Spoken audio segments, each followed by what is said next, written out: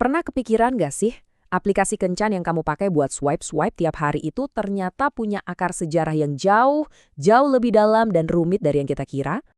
Gimana kalau saya bilang, di balik aplikasi yang ada di ponsel kamu sekarang, ada rahasia yang umurnya udah 150 tahun? Oke, yuk kita bongkar sejarah tersembunyi di balik cara kita nyari jodoh hari ini.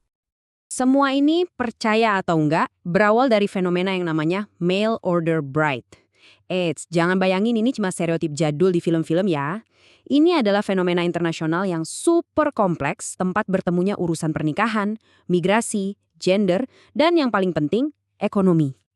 Untuk ngertiin ini semua, kita harus time travel sedikit nih, mundur ke abad ke-19 ke perbatasan Amerika yang masih liar. Nah, disinilah semua cerita ini benar-benar dimulai.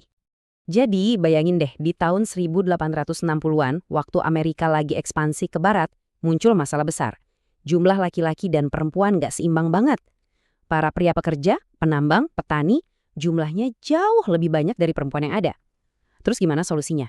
Simple, iklan. Mereka pasang iklan cari istri, lengkap dengan foto, di koran-koran. Iklan ini menghubungkan mereka dengan perempuan-perempuan dari wilayah timur Amerika, bahkan dari Eropa. Sampai akhirnya di awal 1900-an, sistem mail order bride ini jadi metode perjodohan yang, ya, praktis aja pada masanya. Nah, ini poin yang krusial banget. Pada awalnya, ini tuh sebuah solusi buat masalah demografi yang nyata. Ini bukan skandal. Ini adalah cara masyarakat beradaptasi sama kondisi yang ada. Dan yang menarik ya soal namanya, istilah mail order atau pesanan pos itu kedengarannya mungkin aneh sekarang. Tapi dulu itu cuma merujuk ke satu-satunya teknologi komunikasi jarak jauh yang ada, yaitu layanan pos.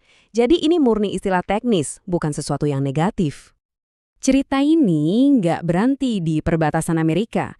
Justru sebaliknya, praktik ini berevolusi dan skalanya jadi global, menciptakan sesuatu yang bisa kita sebut katalog cinta seluruh dunia. Nah, setelah Perang Dunia Kedua, petanya berubah total. Fenomena ini jadi mendunia. Perempuan dari Filipina, Thailand, Vietnam, sampai Rusia, Ukraina, dan Kolombia mulai masuk ke pasar ini. Pemicunya macam-macam.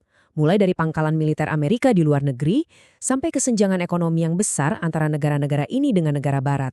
Dan jangan salah, ini tuh jadi bisnis yang gede banget. Di tahun 90-an, biaya yang harus dibayar ke agensi bisa sampai $10.000. Angka segitu nunjukin kalau perjodohan internasional ini udah jadi industri yang sangat menguntungkan. Terus, apa sih motivasi orang-orang ini? Ya, ini seperti pasar dengan dua sisi. Di satu sisi ada para pria, kliennya. Biasanya mereka udah parubaya tinggal di pedesaan atau mungkin duda yang mencari struktur keluarga yang lebih tradisional. Di sisi lain, para wanita atau pendaftarnya seringkali didorong oleh alasan ekonomi, pengen hidup stabil, bantu keluarga, dan punya kesempatan hidup yang lebih baik di negara barat. Tapi tentu aja nggak semuanya indah. Industri ini punya sisi gelapnya dan gelap banget. Sekarang, mari kita lihat kritik dan bahaya nyata yang ada di balik pasar romansa global ini. Kritik paling utamanya bisa kita lihat dari kutipan ini. Sistem ini mereduksi perempuan menjadi daftar objek yang bisa dipilih, mengkomodifikasi hubungan manusia. Intinya, manusia jadi kayak barang di katalog. Cinta dan pernikahan diperlakukan kayak barang dagangan. Resikonya ini bener-bener nyata dan mengerikan. Mulai dari perdagangan manusia dan eksploitasi, kekerasan dalam rumah tangga, sampai penipuan visa. Karena industrinya nggak diatur, banyak banget broker atau agen predator yang memangsa orang-orang yang paling rentan di sistem ini. Tapi, kayak di banyak cerita lain, datanglah sang pengubah permainan. Teknologi. Inilah titik baliknya. Momen di mana semuanya berubah. Dari surat di pos, menjadi sebuah match di layar ponsel. Coba kita lihat evolusinya ya. Pertama, kita punya surat dan katalog kertas, di mana agensi punya kontrol penuh. Lalu di era 2000-an, kita pindah ke website dan email. Muncul istilah email brides. Kemudian aplikasi kayak Skype dan WhatsApp mengubah segalanya. Orang bisa komunikasi langsung, nggak perlu lagi lewat perantara yang mahal. Dan akhirnya, kita sampai di era sekarang. Era aplikasi mobile, di mana kencan global jadi demokratis dan semua orang bisa ngatur sendiri. Nah, sekarang kita sampai di bagian paling penting yang nyambungin semuanya. Gimana ini semua berhubungan sama kamu? Ternyata aplikasi di ponselmu itu adalah nenek moyang tersembunyi dari sistem yang barusan kita bahas. Coba deh kita bandingin langsung.